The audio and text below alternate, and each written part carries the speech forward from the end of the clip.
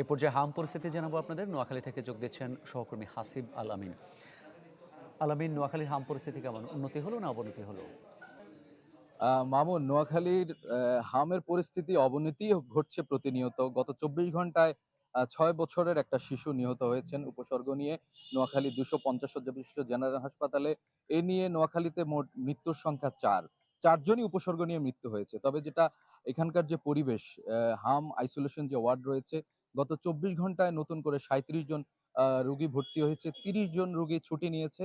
তবে ১১৬ জন রোগী কিন্তু আইসোলেশন ওয়ার্ডে রয়েছে। ১৫ শয্যার এই হাসপাতালের শিশু ওয়ার্ডে যদি ১১৬ জন কেবল আইসোলেশন ওয়ার্ডেই থাকে, তাহলে এখানকার পরিস্থিতি পরিবেশ অত্যন্ত ভয়াবহ। এখানকার যারা রোগী রয়েছেন, স্বজন রয়েছেন, তারা সিট না পেয়ে মেঝেতে, ফ্লোরে, বারান্দায় কিংবা সিঁড়িতেও তারা অবস্থান করছেন। হাম আইসোলেশন ওয়ার্ডে আসলে তিল ধরার মতো ঠাঁই নাই। আমি এই মুহূর্তে অবস্থান করছি নোয়াখালীর চাটখিল উপজেলায়, উপজেলা স্বাস্থ্য কমপ্লেক্সে।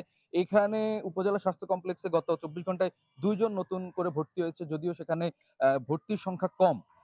তবে জেলা স্বাস্থ্য কমপ্লেক্সে ভর্তির সংখ্যা বেশি এবং সেখানে উপচে পড়া ভিড়ও দেখা গেছে।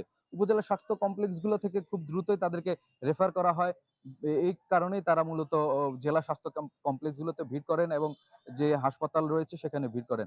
হাসপাতালের সেবা না পেয়ে তারা নানা রকম অভিযোগ করছেন। তারা বলছেন যে ঔষধ কিংবা যে সেবার যা রয়েছে সেগুলো ডাক্তাররা বাইরে থেকে নিয়ে আসতে বলা হয়। মূলত গত কয়েকদিন আগে এখানে স্বাস্থ্যমন্ত্রী এসেছেন। তিনি এই ২৫০ শয্যা বিশিষ্ট নোয়াখালীর জেনারেল হাসপাতাল তত্ত্বাবধায়ক যিনি রয়েছেন তাকে ক্লোজড করেছেন নানা অনিয়ম পেয়ে।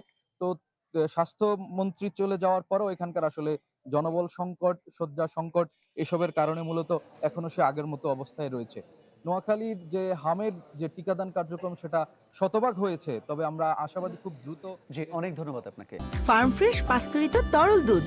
বেশি ভালো দুধ।